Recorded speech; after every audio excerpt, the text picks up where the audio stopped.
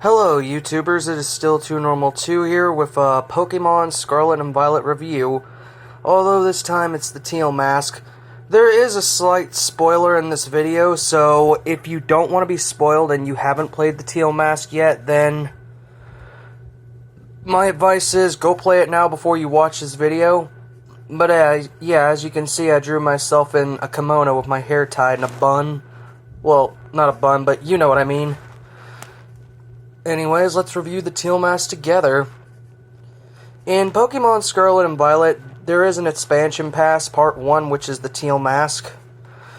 So from what I can gather, the story takes place right around the same time you're beginning your treasure hunt. Like, I believe after you unlock the ability to free roam Paldea, that's when you get the call from Professor, and pretty much telling you to come back to the school. You've been selected for a field trip to the lands of Kitakami.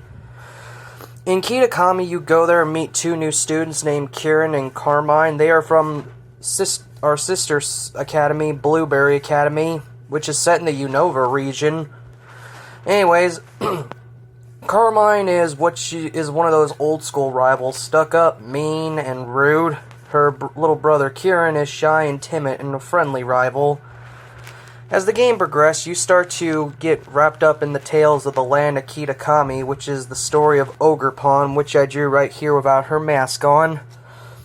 The story was Ogerpon and her trainer came to the mysterious land with 3 other masks, which were stolen by the Loyal 3. I really love what they did with the Loyal 3. For those of you who don't know, the Loyal 3 are based off the story of Masako. I'm not even going to pronounce that. I know it's about a boy who was born from a peach and was raised by humans to protect the treasure. He got a dog, a monkey, and a serendipity to go up to the mountain and beat up the Oni to get back the treasure. Here it's like the story's reverse, where Ogre's the good monster. Anyways, the Loyal 3 do get revived from the dead, so you have to clear up the story of that. And honestly, the story is roughly around 3 hours. If I spend all the time talking about it, I wouldn't get on to the other stuff in the review. But anyways, the story is pretty good for a Pokemon game. Like, it's not super groundbreaking, but it's pretty good. And I already knew Ogerpon was going to be one of my favorite Pokemon before this came out. And now that I played for the story, I like Ogerpon even more. And I'm sure some people do as well, since I know some were probably on the fence about Ogerpon since she literally had the teal mask. I'll say this, Ogerpon's final fight was pretty fun, where you had to fight all three different masks before she finally gets the real one, the teal mask. And you get this Pokemon at the end of the game. Kieran and Carmine are an interesting dynamic. Throughout a good half of the game, Carmine's mean. And Kieran, as the game progresses, he starts to get more and more angry. So much so that in the final fight, because he's a big fan of Ogerpon, he wants to challenge you for the right to get Ogerpon. And when you beat him and catch Ogerpon, he runs home crying. By the end of the game, Carmine is now nice to you, and their teacher, Briar, which was supposed to be the chaperone of the school trip, has to return to Blueberry Academy for an urgent development. And once that happens, Carmine and Kieran will also be going. So Kieran pretty much gives you some goodbyes, saying you'll meet again, which you will in Blueberry. Carmine, I meant to say, will give you some goodbyes. Kieran, it cuts to him being in a room of him being so obsessed, repeating the word stronger, stronger. Cut to the camera zooming in on his face with a grin, and he pulls his hair back and says, "Just you wait." I really hope Kieran becomes the champion in the next game, because if this DLC takes place right around the time you start your treasure hunt, and Blueberry Academy, from what I hear, the reason you're at Blueberry Academy is because the director there is good friends with Director Clavel and heard about your Tails exploits in Paldea. And I'm pretty sure he's probably heard about your trip in Kitakami and decides to invite you. But we'll talk about Blueberry in another video. So yeah, what do I think of Kitakami? Well, it's good, but there are some serious frame rate issues.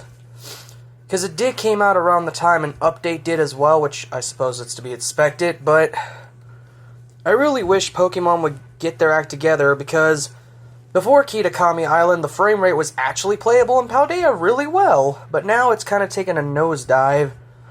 I'm sure they'll fix that in a later update, but I'm sure a lot of people didn't expect that to happen. Hopefully they don't make this same mistake for the Blueberry Academy.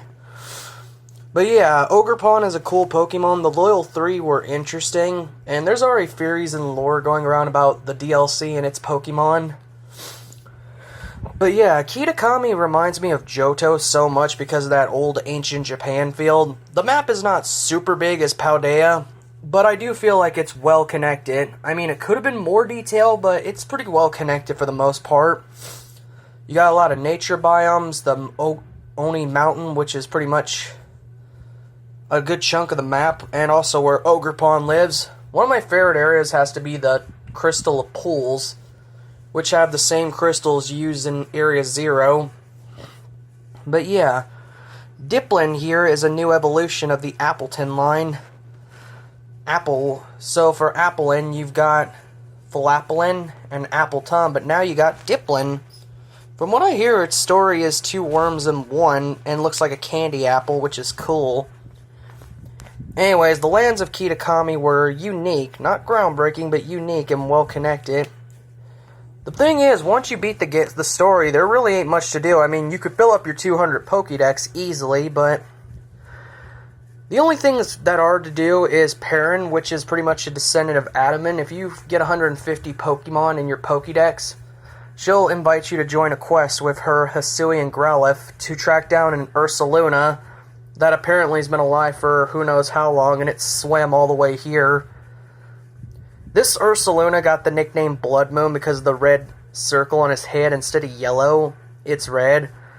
So, to find Ursaluna, you have to pretty much take pictures of Pokemon in the Timeless Woods and be stealthy about it to track him down. The music and the stealth, I feel like I was back playing Pokemon Legends of Arceus. That was a good reference. And then the fight with Ursaluna itself is, whoa. The battle theme is literally Legends of Arceus, so you have Piran taking pictures while you're pretty much fighting the Blood Moon. Heck, he's even got a signature skill called Blood Moon. And his appearance looks really different, which is great. But, yeah, after you can catch him easily. Afterwards, Perrin will pretty much say she has to go do her own thing, but she leaves you a Growlithe, which is another. She has 2 Hisuian Growlithes, so you get that for free as well, that little guy. But yeah, this DLC was interesting. I mean, you've got Billy O'Neill, which is him and his wife pretty much traveling the world, fighting you, which you can fight them for rewards to make you some money. You also got Ogre Ousting, which is a game where you pop balloons and get some mushy candy. I believe if you do it on hard mode, actually you'll get a shiny Munkslach, so yeah, Ogre Ousting, why not? But other than that, the game was pretty good for the most part. Like, it left me wanting more, which is what Part 1 I think was supposed to do. But yeah, the Pokemon we did get, like Poltergust, and a lot of the Pokemon are just callbacks to Johto. Like, there's even 2 Pokemon that are versions exclusive, like Gliscor, which is exclusive to my version, and Aipom, which is exclusive to the Violet version. Those 2 were Johto Pokemon, so you can tell this game was very themed. Even the selfie stick now has soundtracks where it's music from Johto region. So I wonder if that's hinting at something new Pokemon, but anyways, aside that, the lands of Kitakami, the story's definitely good for the most part, and the Pokemon are pretty solid. But yeah, the game is pretty much a really good reference to Johto and pretty much Arceus in a way. So, this DLC has 1 town, it also has, like, the thing is, you'll have half of this Pokédex filled up because a good chunk of them come from Paldea. The other half are Pokemon from Gen 1 and Johto for the most part.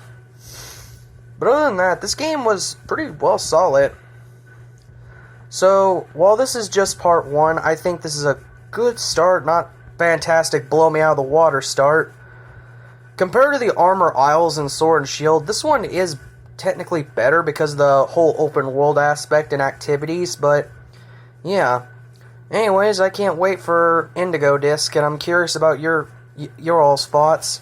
Did you like Scarlet and Violet's Teal Mask DLC? Did you think it was disappointing? Or was it just average to you? Let me know in the comments below. Anyways, don't forget to like and subscribe. Thank you very much. Still Too Normal, signing off.